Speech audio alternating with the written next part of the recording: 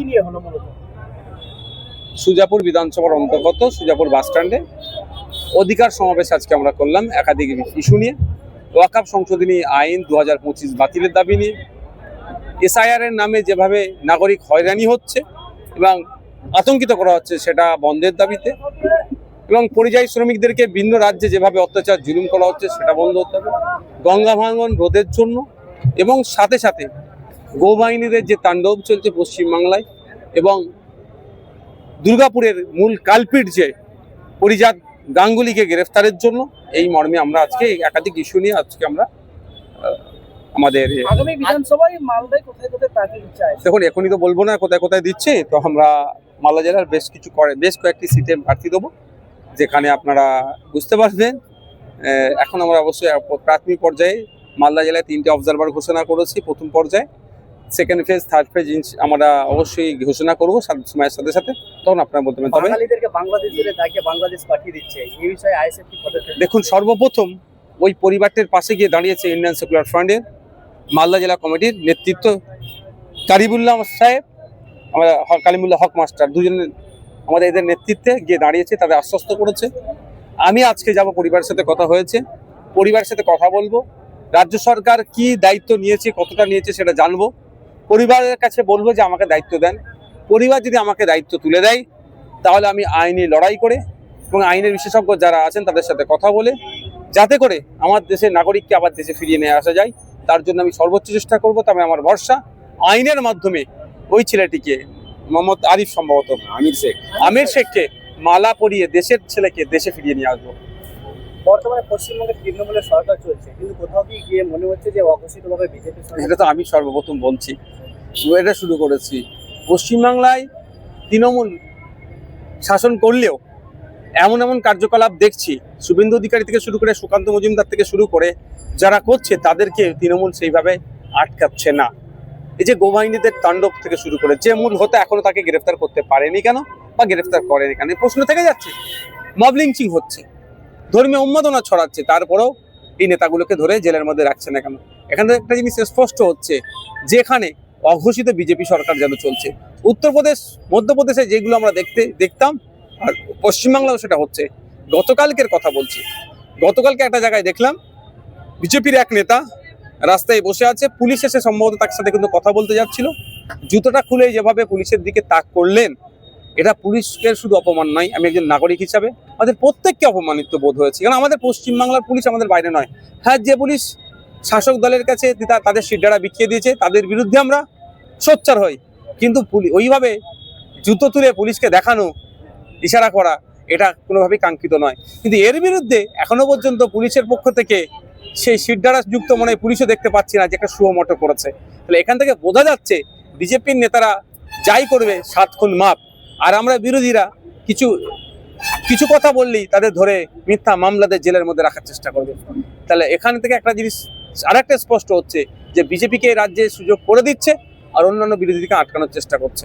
Sir, যারা এখন বর্তমানে বাইরে যাচ্ছে তারা বাড়ি আসার পরে শিক্ষক বা অভিভাবককে জিজ্ঞাসা করছে যে বাইরে যাবো কি কি ডকুমেন্ট নিয়ে যাবো, তারা একটু আতঙ্কিত হয়ে যেত। একটু স্যার এলাকাবাসীর জন্য একটু কিছু বলেন। দেখুন, ওই আতঙ্কিত কাটানোর দায়িত্ব তো আমাদের নয়, ওই আতঙ্কিত কাটানোর তো আমাদের দায়িত্ব নয়, ওটা রাজ্য সরকারের দায়িত্ব। তারপর আপনি যেমন প্রশ্ন করেছেন তার উত্তর আমি দিচ্ছি। যে ডকুমেন্টসগুলো আছে সেগুলো নিয়ে যাক। আর একটা যে ডকুমেন্টস সবসময় চাইছে অনেক ক্ষেত্রে, লোকাল এমপি এমএলএর একটা রেসিডেন্সিয়াল সার্টিফিকেট।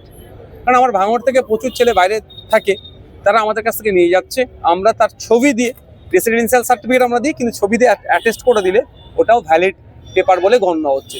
সুতরাং তাদেরকেও বলবো যে আপনারা এই ধরনের অ্যাটেস্টেড উইথ ফটো অ্যাটেস্টেড আপনারা কাগজ নিয়ে যান। আর সুবিধা হলে আমাদের যারা নেতৃত্ব আছে তাদেরকে ফোন করতে পারে, বা শ্রম দপ্তরের আমরা চিৎকার চেঁচামেচি করে একটা টোল ফ্রি নাম্বারের ব্যবস্থা করতে বলেছি, ওরা 24x7 চালাতে বলেছি। অন্তত সেইগুলোতে যোগাযোগ করবেন সমাধানের করার জন্য।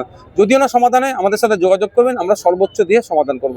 আমরা এটা দেখেছি গত 2-3 দিন আগে আপনি বলেছিলেন যে জয় বাংলা স্লোগানটা বাংলাদেশের নাকি, তো বিভিন্ন সোশ্যাল মিডিয়ার মাধ্যমে দেখা যাচ্ছে যে জয় বাংলা স্লোগানটা বাংলাদেশে বলে দাগিয়ে দেওয়া হচ্ছে, কিন্তু কোথাও গিয়ে মনে হচ্ছে যে বিজেপি যেমন বলছে যে জয় বাংলা স্লোগান। বিজেপি যদি বলে পূর্বে সূর্য ওঠে পশ্চিমে অস্ত যায়, আমাকে তাহলে কি তার উল্টো বলতে হবে নাকি? বিজেপির সাথে সুর মিলে যাবে না হলে আমি তাকে বলতে হবে পশ্চিমে সূর্য ওঠে পূর্বে অস্ত যায়। আমার আমার বলার বক্তব্য ছিল মূল বিষয়বস্তুটা একটা ক্লিয়ার করতে হবে, সেটা হচ্ছে কি এটা আমদানিকৃত শব্দ আমি বলেছি। যদি আমার এই শব্দের মধ্যে ভুল থাকে আমাকে ধরিয়ে দিই। বিজেপি বলেছে বলে আমি বলেছি বলে শুনে শুনলে যে এটা আমি বিশ্বাসী নয়। মনে হয় যদি আমার বলার মধ্যে কিছু ভুল থাকে, তত্ত্বগত যদি ভুল থাকে আমাকে ধরিয়ে দিলে আমি শুধরে নেবো। আমি আইন আমি আমি আমি নিজেকে সবসময় ছাত্র মনে করি, শিক্ষক নয়। ছাত্র হিসাবে আমাকে যদি কেউ ভুল ধরিয়ে দিতে পারে আমি করবো। কিন্তু আপনি বিভিন্ন জায়গায় গিয়ে সার্চ করলে দেখা যাবে সেই সময় 1971 সালে সম্ভবত এটি ফেমাস হয়েছিল। আপনার ওই মুক্তিযোদ্ধারা যখন এটা ছিল, তারপরে ব্যাপকভাবে এই শব্দ এই জয় বাংলা এটাকে অ্যাডাপ্ট করেছিল তৎকালীন মুজিব যিনি ছিলেন হাসিনার মুজিবুর রহমান, বঙ্গবন্ধু মুজিবুর রহমান সাহেব, উনি অ্যাডাপ্ট করেছিলেন। ঠিক যেভাবে খেলা হবে শব্দটা বাংলাদেশ থেকে ধার করা হয়েছে এই মর্মে আমি বলেছি। তবে একটা কথা বলবো, জয় বাংলাটা এটা জয় বাংলাটা আজকে বাংলার ঐতিহ্যকে নয়, এটা একটা রাজনৈতিক দলের দলীয় স্লোগানে পরিণত করছে। ঠিক যেমন জয় শ্রীরামকে হিন্দুদের নয় বিজেপির তার রাজনৈতিক স্লোগান হিসেবে ব্যবহার করার চেষ্টা করছে। জয় বাংলা বলবো আর বাংলার মাধ্যম স্কুলগুলো বন্ধ হয়ে যাবে, সেই জয় বাংলার তাহলে কতটা সার্থকতা থাকলো? জয় বাংলা বলছি, জয় বাংলা বললাম, ইউসুফ পাঠানকে বাইরে থেকে নিয়ে এসে এমপি করে পাঠিয়ে দিলাম, শত্রুঘ্ন সিনহা, কীর্তি আজাদ, কি সাকেত গোখলে নাকি আছে একজন রাজ্যসভার এমপি, তো ওটা জয় বাংলা বলছি। আর সব যত বাংলার বাইরের ভিন্ন ভাষায় কথা বলে তাদেরকে এমপি করে পাঠিয়ে দিচ্ছি, এটা কত যৌক্তিকতা? বহুবার মালদার কালীচকে আসছেন, মালদহ জেলার কালীচক একটা বৃহত্তর অংশ মালদা জেলার, এখানে কি কি সমস্যাগুলি আপনার নজরে কি কি এসেছে? যেমন একটা নয় একাধিক সমস্যা আছে, এই সমাধানের জন্য তো শাসকের দরকার। আমরা নোট করিয়ে দিই, যদি এটা গঙ্গার পাট পড়ছে না, মানিকচক থেকে গঙ্গার পাট পড়ছে, এখানে আরো উন্নততর ট্রান্সপোর্ট ব্যবস্থা হওয়া দরকার। সেটা নয়, রাস্তাঘাটের দুরবস্থা, হসপিটাল ফ্যাসিলিটি, এত জনসংখ্যা, এখানে একটা আপনার ধরুন না ফায়ার ব্রিগেড সেন্টার নাই, তো এই ধরনের একাধিক ইস্যু আছে। এখানে এত বড় একটা মার্কেট, ঠিকমতো পর্যাপ্ত আলো নাই, কালিয়াচক থেকে শুরু করে সুজাপুর পর্যাপ্ত আলো নাই। এখানে অনেক মানুষ এসেছে বিভিন্ন এলাকা থেকে, আপনি দেখলেন প্রায় কতক্ষণ হতে পারে? তেমন আমার আন্দাজ নেই, মানুষ সম্পর্কে আমার জ্ঞান নেই।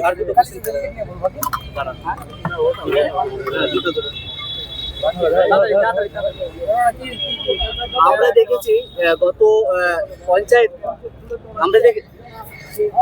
গত পঞ্চায়েতে আইএসএফ প্রতিদ্বন্দ্বিতা করেছিল সুজাপুরে প্রায় 14টি অঞ্চলের মধ্যে, তো একটা অঞ্চল আইএসএফ প্রধান হয়েছে, কিন্তু বিভিন্ন সোশ্যাল মিডিয়ার মাধ্যমে দেখছি যে আইএসএফ প্রধানের বিরুদ্ধে দুর্নীতির অভিযোগ উঠছে, 25% কাশ্মীরি খাওয়ার অভিযোগ উঠেছে সোশ্যাল মিডিয়াতে। আমরা যতটুকু অভিযোগ পেয়েছি, অভিযোগের সত্যতা যাচাই করার জন্য আমরা চেষ্টা করছি। নিশ্চিতভাবে আপনি আজকে স্টেজে দেখেছিলেন, আমার ধারে কাছে দেখেছেন, কেন বলুন তো?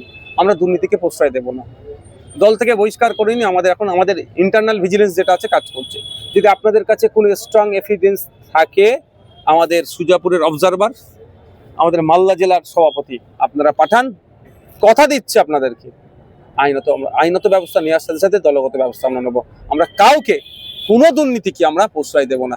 কিন্তু অভিযোগ অনেক আছে, এখন এআই এর সময় অনেক গলাকে এআই করে ছেড়ে দেয়, সেটাও আমাকে জানতে হবে। কিন্তু আমি কি বললাম, অথেন্টিক যদি আপনার কাছে কোনো ইনফরমেশন থেকে থাকে আপনি দেন, আমরা কি ব্যবস্থা নিচ্ছি সেটাও দেখতে পাবেন। আর যতটুকু অভিযোগ এসেছে সেই জন্য আমরা তাকে স্ক্যানারে রেখেছি, আমরা ইন্টারনাল যে ভিজিলেন্স সেটাকে আমরা চালাচ্ছি। আরো আমরা দেখেছি যে পঞ্চায়েতে যে আইএসএফ এর বিরুদ্ধে যে অভিযোগ উঠেছে, সেই অঞ্চলের আইএসএফ এর সভাপতি তার বিরুদ্ধে এফআইআর করতে চলেছে। দেখুন একটা কথা বলি, কে কার বিরুদ্ধে এফআইআর করেছে? প্রধানের বিরুদ্ধে আইএসএফ এর অঞ্চল সভাপতি কে বলেছে? জানতে পেরেছি। দেখান দেখি এফআইআর কপি। গোপন সূত্রে তো অনেক কিছু বলবে, আমাদের ওইরকম শৃঙ্খলা বহির্ভূত কোনো কাজ হয় না। থাকলে কোনো ডকুমেন্টস দেন। ঠিক আছে।